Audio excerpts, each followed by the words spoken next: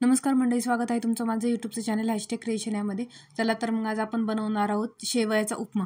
आता तुम्ही याला शेवयाचा उपमा म्हणा, फोडणीच्या शेवया म्हणा, किंवा मग आणखी त्याला तुम्ही एकदम छोट्या मुलांना मॅगी म्हणून दिलं तरी चालेल. कारण छोट्या मुलांना मॅगी जास्त आवडते आणि मॅगी काही हेल्दी नसते, म्हणजे पौष्टिक वगैरे नसते. त्यामुळे तुम्ही असं फोडणीच्या शेवया वगैरे करून दिला आणि मॅगी म्हणून जरी खाऊ घातलं तरी पण छोट्या मुलं आवडीने खातील. फक्त याच्यामध्ये आपण मॅगीचा मसाला टाकू शकता मिठाच्या करून. तर बघा, आता सगळ्यात आधी मी त्याला चांगलं भाजून घेते. चांगलं खरपूस रंगावरती भाजून घ्यायचं थोडंसं. मी त्याच्यासाठी 1 ते 1.5 वाटी शेवया घेतलेल्या आहेत आणि त्याच्यामध्ये अर्धा चमचा एवढं तेल टाकून घेतलेले आहे. आता ते हलवलं जात नाही, तर त्यावेळेस तुम्ही 2 चमचे एकत्र पकडून पण तुम्ही करू शकता. 2 हातामध्ये 2 चमचे पकडायचे आणि खालीवरती करायचं अशा पद्धतीने. तर बघा, आता मी त्याला चांगलं परतून घेते खरपूस रंगावरती. आणि चांगलं एकदा परतून झालं की आपण त्याला याच्यामध्ये काढून घेणार आहोत. तर बघा, आता भाजलं जात आहे. मला थोडंसं तेल कमी वाटलं म्हणून थोडंसं किंचितचं तेल मी परत एकदा टाकलं त्याच्यामध्ये आणि परत चांगलं त्याला हलवून घेतलं. त्यानंतर त्याला आपण चांगलं काढून घेऊया एका प्लेटमध्ये. आणि ते काढल्यानंतर त्याच कढईमध्ये आपण फोडणीची तयारी करणार आहोत. तर बघा, आता मी पूर्ण ते जे शेवया आहेत त्या सगळ्या काढून घेतलेले. त्याच कढईमध्ये आता आपण फोडणी देणार आहोत. तर त्यासाठी आपण कढईमध्ये थोडंसं तेल टाकलेलं आहे. 1 ते 2 चमचे तुम्ही तेल टाका आणि त्यानंतर ते तेल चांगलं गरम होऊ द्या. आता बघा, मी 2 चमचे तेल टाकून घेतलेलं आहे आणि तेल चांगलं गरम झालं की आपण त्याच्यामध्ये फोडणी देणार आहोत. तर मला ही रेसिपी कशी वाटली तुम्ही मला कमेंट करून नक्की सांगा, तुम्हाला आवडली की नाही आवडली.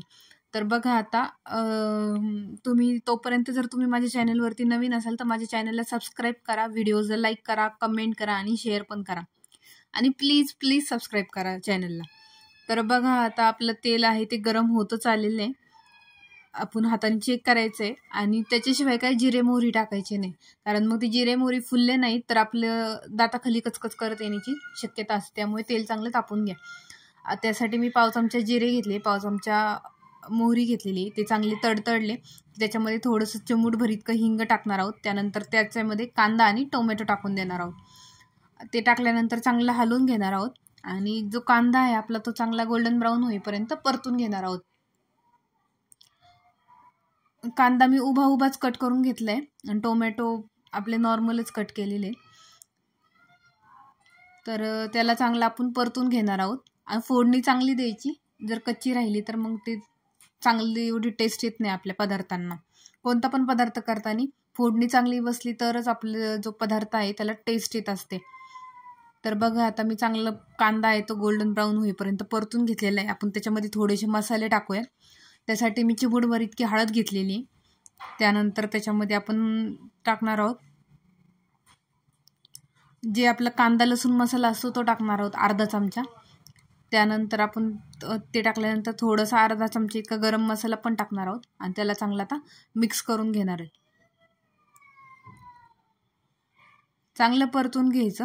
त्यानंतर आपण त्याच्यामध्ये थोडीशी धना पावडर टाकणार आहोत, अर्धा चमचा इतकी. आता धना पावडर मी घरी केलेलीच वापरलेली, काय विकतची आणलेली नाही. धना पावडर कशी करायची हे जर तुम्हाला माहीत नसेल तर तुम्ही माझा व्हिडिओ बघू शकता. शॉर्ट व्हिडिओ मी अपलोड केलेला आहे त्याच्यासाठी. आता हे सगळे मसाले टाकल्यानंतर थोडंसं पाणी टाकून आधी शिजून घ्यायचं चांगले मसाले आणि त्यानंतर आपण त्याच्यामध्ये शेवया टाकणार आहोत. तर बघा, आता चांगले मसाले आपले जे टोमॅटो आणि कांदा आहे त्याच्यासोबत चांगले शिजून गेलेले. त्यानंतर आपण त्याच्यामध्ये 1 वाटी इतकं पाणी टाकणार आहोत. बघा, आता पाणी टाकलेलं आहे आपण आणि पाणी टाकल्यानंतर आणखी थोडंसं पाणी टाकलेलं आहे की आपण 1.5 वाटी शेवया घेतले होते तर त्याला आपण 1.5 वाटी इतकं पाणी पण टाकून घेणार आहोत. त्यानंतर त्याच्यामध्ये आपण थोडेसे शेंगदाणे टाकणार आहोत. शेंगदाणे तुम्ही परततानाच टाकले किंवा मग ते आपलं फोडणीमध्येच टाकले तरी पण चालेल, पण मी नंतरून टाकलेले आहेत कारण आपल्या ते पाण्यासोबत चांगले शिजून जातात ना शेंगदाणे, त्यासाठी. त्यानंतर त्याच्यामध्ये चवीपुरतं मीठ टाकलेलं आहे आणि त्याला चांगलं मिक्स करून घेतलेलं आहे.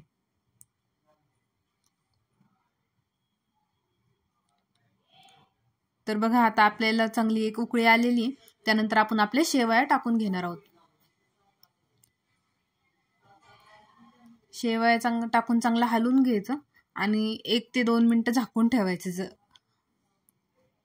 आता बघा, पाणी सगळं लगेच ॲब्सॉर्ब करून घेतलेलं आहे, पण आता शिजण्यासाठी आपण थोडंसं झाकून ठेवूया. ते तेवढ्या पाण्यामध्ये बरोबर चांगले शिजून जातात शेवया आणि अशा मोकळ्या मोकळ्या होते, जास्त ओलसर होत नाहीत त्यासाठी.